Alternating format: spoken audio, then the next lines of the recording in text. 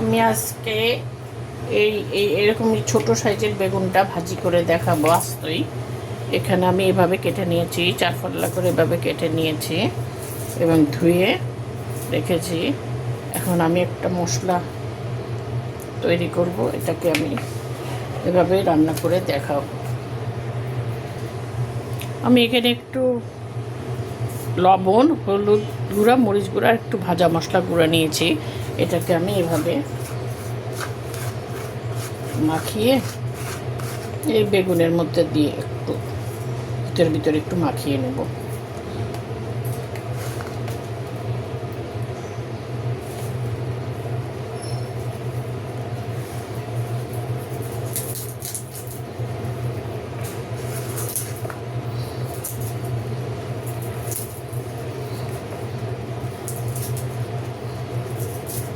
এভাবে আমি সবগুলিকে মাখিয়ে নিচ্ছি। এখন এই মশলাটা আমি পুরাটাই উপরে উপরে ছড়িয়ে নিচ্ছি।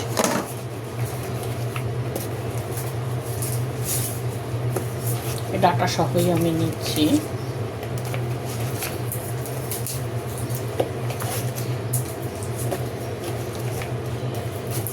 আমি 5 মিনিট এভাবে এটাকে রেখে দিচ্ছি। আমি একটা কড়াই বসিয়ে নিয়েছি, এখন এটাকে খুব গরম করে নিয়েছি। এখন আমি তেল দিচ্ছি।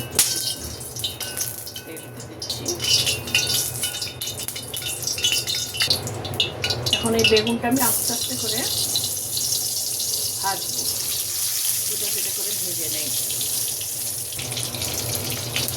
এটা আমার ভাজা হয়ে গেছে, আমি একেবারেই বেশি ভাজবো না, হালকা একটু ভেজে নেব করে এটাকে আবার রান্না করতে হবে।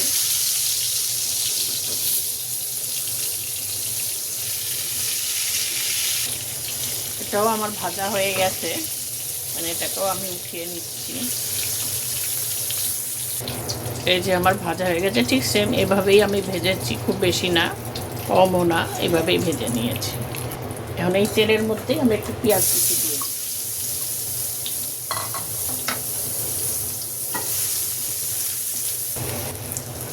পেঁয়াজটা একটু অল্প একটু ভাজা ভাজা হয়েছে। এখন আমি এর মধ্যে আমার কাছে টমেটো পেস্টের যে মিক্সটা থাকে আমি সেটা এখন দিয়ে দিই। এটা ধাবা স্টাইলের রান্নার প্রত্যেকটা দেয়, সে এই সময় আমি ফ্রিজে রেখে দিই বানিয়ে। এটা এখন দিয়ে দিলাম। হলুদ, এর মধ্যে আমি একটু হলুদের গুঁড়া দিচ্ছি, একটু হলুদের গুঁড়া দিচ্ছি, একটু জিরার গুঁড়া দিচ্ছি, একটু পানি দিয়ে দিলাম। পানিতে আমি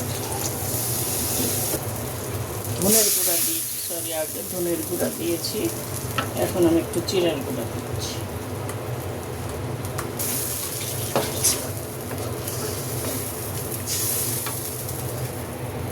এখন আমি এর মধ্যে একটু কাজু বাদাম পেস্ট আর একটু টক দই পেস্ট করে দিচ্ছি, সেটা আমি দিয়ে দিচ্ছি।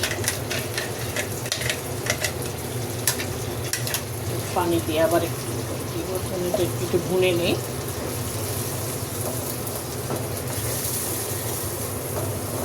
রাখছি, একটুখানি লবণ দিচ্ছি, পরে লবণটা আবার একটু দেখবো। আস্তে আস্তে এটা একটু ভুনা। এখন এর মধ্যে আমি 1 চামচ কাশ্মীরি মরিচের গুঁড়া দিয়ে দিচ্ছি। ব্লেন্ডারটা ধুয়ে আমি আবার একটু পানি দিয়ে দিচ্ছি। এখন এর মধ্যে আমি একটু গরম মশলার গুঁড়া দিয়ে দিচ্ছি।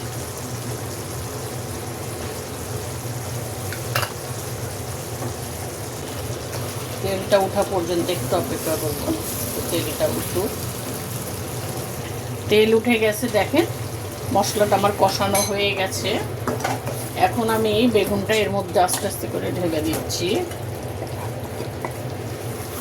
একটুখানি 2 মিনিট একটু এটাকে আমি কষিয়ে নিচ্ছি। একদম আস্তে আস্তে যাতে ভেঙে না যায়।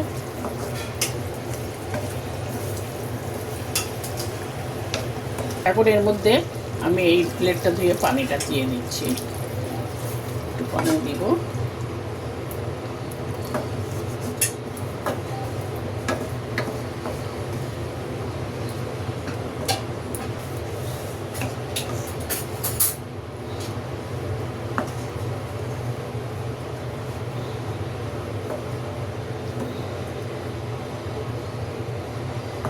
এখন এটাকে আমি ঢাকা দিয়ে দিচ্ছি।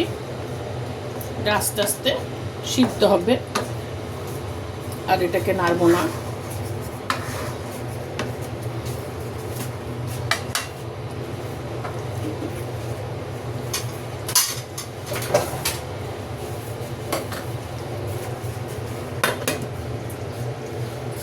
পুরোটা একটু আস্তে থাকবে, এটা আস্তে আস্তে সিদ্ধ হবে। আমি 10-15 মিনিট পরে তুলছি, একটু উল্টে দিচ্ছি। এখন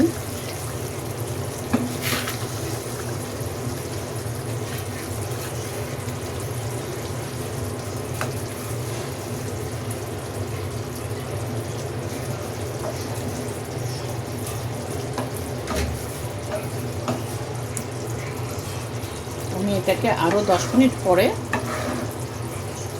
তারপর দেখবো পানির ঝোলটা একটু টেনে নেবে, তারপর আমি এটাকে নামাবো। এখন এর মধ্যে আমি একটু হালকা একটু চিনি দিয়ে নিচ্ছি। এটা আপনারা যদি পছন্দ করেন দিবেন, নাহলে দেওয়ার দরকার নেই, কিন্তু টেস্টটা একটু ভালো লাগে হালকা একটু চিনি দিয়ে।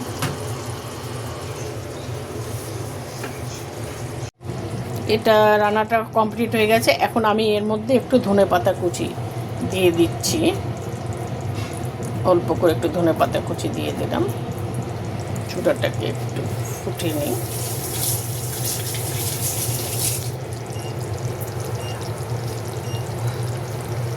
ঢাকা দিয়ে দিচ্ছি এটাকে।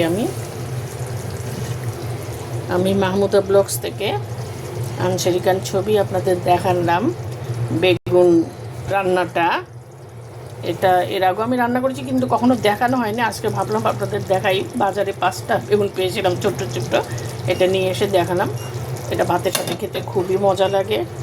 আপনারা এইভাবে রান্না করে খাবেন, দেখবেন কেমন লাগে। পছন্দ হলে লাইক দিবেন, শেয়ার করবেন, কমেন্ট করবেন। আল্লাহ হাফেজ।